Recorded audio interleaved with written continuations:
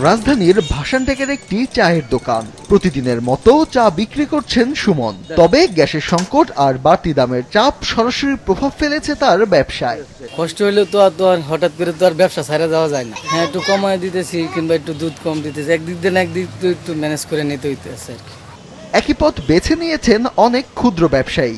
যারা একটু বড় বানাইতাম, অনেক জায়গায় হালকা শুরু বানাই। 20 টাকা প্লেট বেচতাম, আপনার মনে হয় একটু বাড়াই দিতাম, এখন একটু অল্প দিতেছে। এদিকে 5 দোকান ঘুরে মিলছে একটি সিলিন্ডার, তাও চড়া দামে। আবার অনেক দোকানে নেওয়া হচ্ছে না আগের সিলিন্ডার, ফলে বেশি দামে নতুন সিলিন্ডার সহ গ্যাস কিনতে বাধ্য হচ্ছেন অনেক গ্রাহক। বোতল তো আছে, হে বোতল হন বাদ, হে বোতল বাদ, নতুন করে বোতলে শুদ্ধ গ্যাস নিতে হইব। কত 3000 টাকা বোতল আমরা লইতেছি না, কারণ কোম্পানি নিতেছে না ওই বোতল আমার কাছে। সংকটের সুযোগে বেড়েছে বিকল্প চুলার চাহিদা, ফলে বৈদ্যুতিক চুলা আর রাইস কুকারেরও দাম বেড়েছে। মোবাইলে অ্যাড দেখে আসছিলাম, 7,500 চুলা 9,500 টাকা দিতে হবে। কোম্পানিতেই মাল নাই, এখন যার কাছে 2-4টা আছে তারা একটু দাম বাড়াই দিছে। সবচেয়ে বেশি বিপাকে পড়েছেন নিম্নবিত্তরা। গ্যাস কিংবা ইলেকট্রিক চুলা কিনতে না পেরে বেছে নিয়েছেন মাটির চুলা। সেখানেও বেড়েছে জ্বালানি কাঠখড়ির দাম। এখন আমাদের মনে করেন একজন ইনকাম করে, আমাদের পক্ষে তো সম্ভব না 2500, 2600, 2800 টাকাতে একটা গ্যাস কিনা। লাকড়িরও দাম বাইরে গেছে। ফেব্রুয়ারির প্রথম দিকে কাটবে এলপিজির সংকট, জানিয়েছে এই গ্যাস আমদানিকারকদের সংগঠন LPG operators association of Bangladesh, লোআব।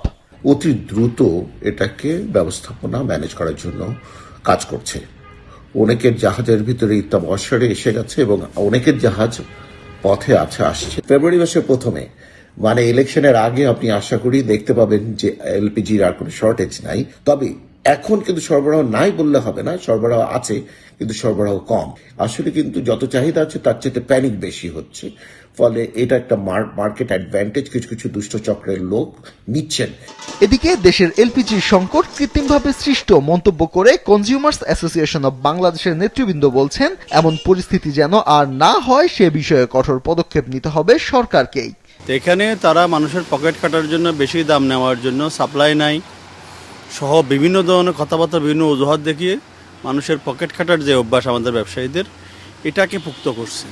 অন্যদিকে সরবরাহ কম থাকার কারণে আতঙ্ক তৈরি করে চাহিদা বাড়িয়ে সুযোগ নিচ্ছে একটি চক্র, এমন অভিযোগ করে সতর্ক থাকার কথা বলছে লোআব। ফাহিয়ান হামিম, মাছরাঙা সংবাদ, ঢাকা।